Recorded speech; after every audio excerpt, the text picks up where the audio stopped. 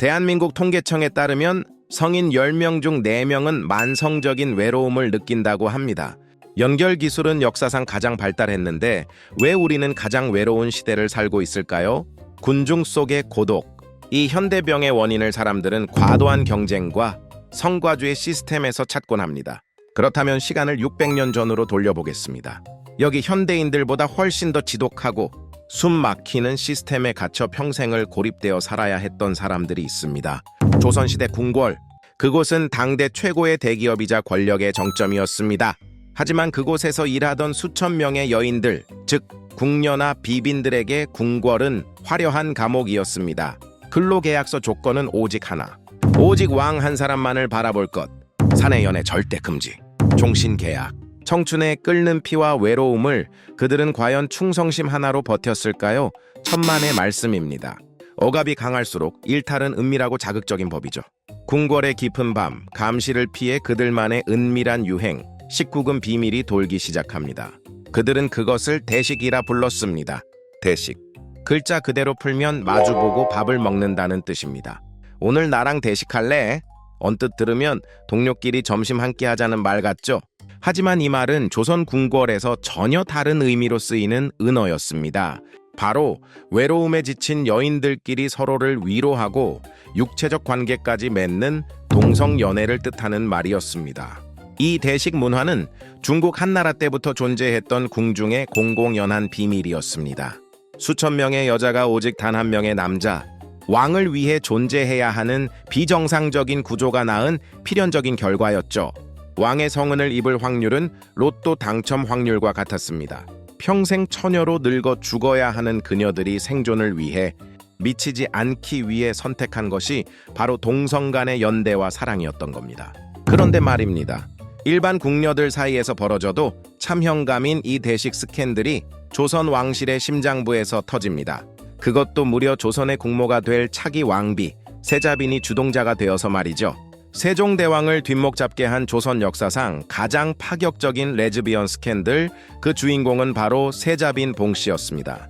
사건을 이해하기 위해선 먼저 이들의 남편이자 시아버지인 두 남자를 알아야 합니다. 세종대왕. 우리가 아는 성군 중의 성군이죠.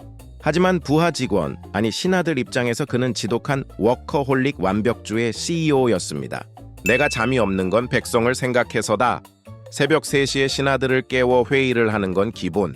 이 DNA를 고스란히 물려받은 아들이 있었으니 훗날의 문종이 되는 세자 이향이었습니다.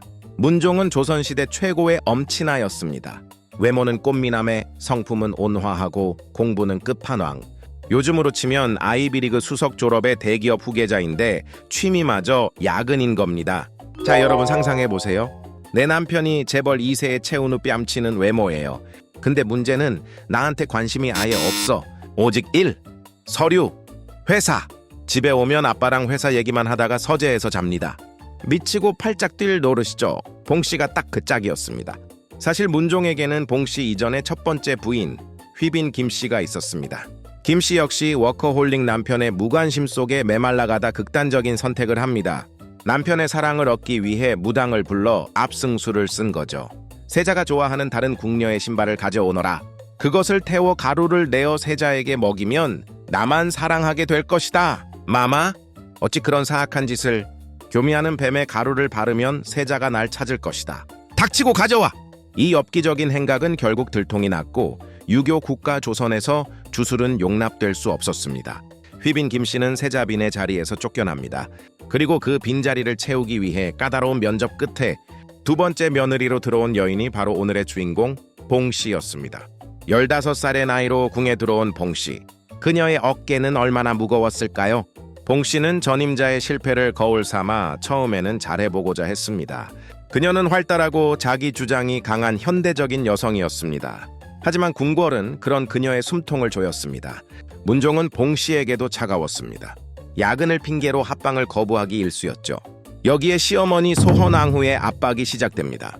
실록에 따르면 소헌왕후는 봉씨에게 열여전을 읽게 하며 끊임없이 부덕을 강요합니다. 빈궁, 세자가 곁에 오지 않는다고 불평하지 마세요. 모든 것은 빈궁의 덕이 부족한 탓입니다. 왕실의 번성을 위해 다른 후궁들을 투기하지 말고 품어야 합니다. 이건 완벽한 가스라이팅입니다. 남편이 안 오는 건 내 탓, 후궁들이 임신해도 기뻐해야 하는 것. 설상가상으로 세종은 며느리 봉씨가 후사를 낳지 못하자 3명의 후궁을 새로 들입니다. 그리고 문종은 봉씨 대신 후궁 권승휘를 총애하여 결국 그녀가 임신을 하게 됩니다. 자, 봉씨 입장에서 봅시다. 남편은 딴 여자랑 놀아나, 시어머니는 나만 닥달해, 궁녀들은 뒤에서 수군대, 완전히 멘붕이 온 겁니다. 봉씨는 스트레스를 견디지 못하고 알코올 중독에 빠집니다. 세종실록에는 당시 봉씨의 기행이 적나라하게 기록되어 있습니다. 성품이 술을 좋아하여 방 안에 항상 술을 준비해두고 큰 그릇으로 영업 후 술을 마셨다. 술에 취하면 시녀들에게 업혀 다니기도 했다. 심지어는 남편이 후궁 처소로 가는 길을 엿보고 있다가 울면서 소리를 질렀다는 기록도 있습니다. 저하, 어찌하여 소첩에게는 눈길조차 주지 않으십니까? 내 속이 타들어가는 것이 보이지 않사옵니까? 존엄한 세자빈의 채통은 무너졌습니다. 그저 사랑받고 싶었던 한 여인의 처절한 절규였습니다. 누구도 그녀의 편은 없었죠. 단 한 사람을 제외하고요. 바로 그녀의 시중을 들던 궁녀 소쌍이었습니다. 나인 소쌍은 눈치가 빠르고 예쁜 용모를 갖춘 궁녀였습니다. 매일 술에 취해 우는 봉씨의 곁을 지키며 그녀의 상처를 어루만져준 것이 소쌍이었습니다. 차가운 남편보다 따뜻한 위로를 건네는 소쌍에게 봉씨는 점점 마음을 빼앗깁니다. 그런데 여기서 반전, 소쌍에게는 이미 사귀는 사람이 있었습니다. 단지라는 다른 궁녀와 이미 대식 관계, 즉 레즈비언 커플이었던 거죠. 이게 무슨 아침 드라마냐고요? 아닙니다. 실제 역사입니다. 봉씨는 소쌍이 단지와 사귄다는 소문을 듣고 질투심이 폭발합니다. 봉씨는 권력자였습니다. 그녀는 자신의 지위를 이용해 소쌍을 빼앗기로 결심합니다. 어느 날 밤, 봉씨는 소쌍을 자신의 침소로 부릅니다. 그리고 묻습니다. 네가 단지와 밤마다 같이 잔다고 들었다. 그게 사실이냐? 마마, 그것이 아니었고. 거짓말 마라. 그럼 나와도 그리 자보자. 오늘 밤은 내 곁에 머물러라. 놀랍게도 조선왕조실록 세종 18년 윤 6월 1일자 기록에는 세종대왕이 이 사건을 직접 조사하며 남긴 엄청난 19금 진술 기록이 남아 있습니다. 빈궁이 소쌍에게 남자의 옷을 입히고 동침하였다. 소쌍의 옷을 벗기고 강제로 동침하였는데 빈궁이 말하기를 단지와 자는 것과 나와 자는 것이 어느 쪽이 더 좋으냐 하였다. 세자빈 봉씨는 단순히 외로움을 달래는 것을 넘어 남장을 시키고 성행위를 하는 등 꽤 깊은 수준의 동성애 관계를 맺었던 것으로 보입니다. 낮에는 차가운 남편에게 무시당하는 껍데기뿐인 세자빈이었지만 밤에는 소쌍과의 관계를 통해 자신의 존재를 확인하고 심리적 안정을 찾았던 것입니다. 세상에 비밀은 없습니다. 소쌍을 빼앗긴 전 여친 궁녀 단지가 가만히 있었을까요? 분노한 단지는 궁궐 내에 소문을 퍼뜨리기 시작합니다. 야, 소쌍이가 밤마다 세자빈 처소에서 아침까지 안 나온다더라? 궁녀들의 뒷담화는 삽시간에 궁궐 전체로 퍼졌고 세자 문종도 이 소문을 듣게 됩니다. 어느 날 문종은 소쌍을 불러 직접 캐묻습니다. 너 요즘 빈궁이랑 너무 가까운 거 아니냐? 조심해라. 하지만 이미 멈출 수 없었던 봉씨는 이 사실을 알고 소쌍을 나무랍니다. 그리고 자신들의 비밀을 알게 된 화장실 시녀들을 구타하는 등 폭주하기 시작합니다. 결국 이 모든 난장판이 세종대왕의 귀에까지 들어가게 됩니다. 세종대왕의 멘탈은 산산조각이 났습니다. 조선은 성리학의 나라입니다. 남녀의 역할이 하늘의 이치로 정해져 있는 사회에서 그것도 국모가 될 며느리가 여자와 동침을 했다.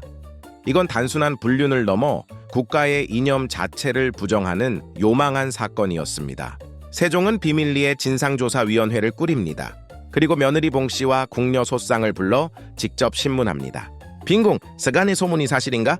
소쌍과는 그저 밤에 외로워 이야기를 나눴을 뿐이옵니다. 아니옵니다. 빈궁께서 저를 강제로 겁탈하시고 단지와의 관계까지 질투하시며 밤마다 동침을 강요하셨사옵니다.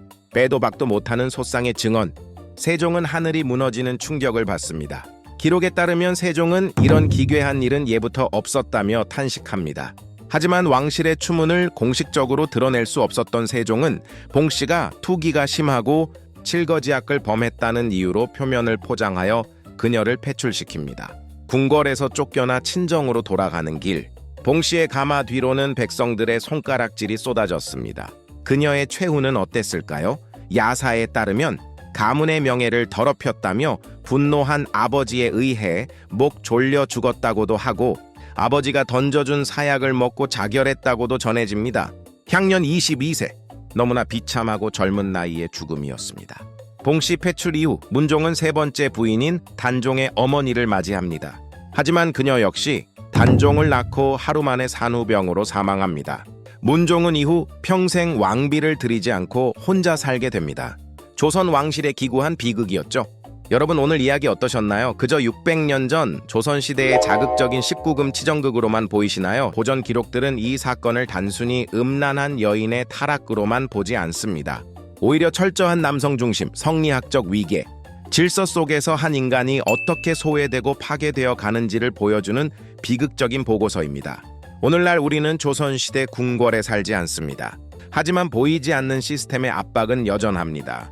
성과를 내야만 인정받는 직장, 보여주기식 삶을 강요하는 SNS, 완벽한 아내와 남편이 되어야 한다는 시선들, 그 속에서 현대인들은 봉씨처럼 병들어 가고 있습니다.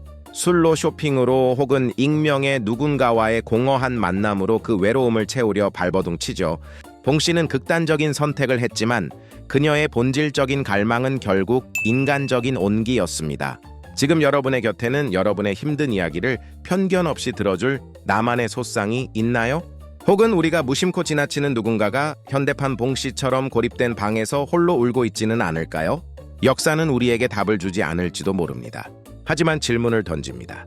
인간을 인간답게 만드는 것은 시스템이나 권력이 아니라 결국 서로를 향한 이해와 사랑이라는 것을요.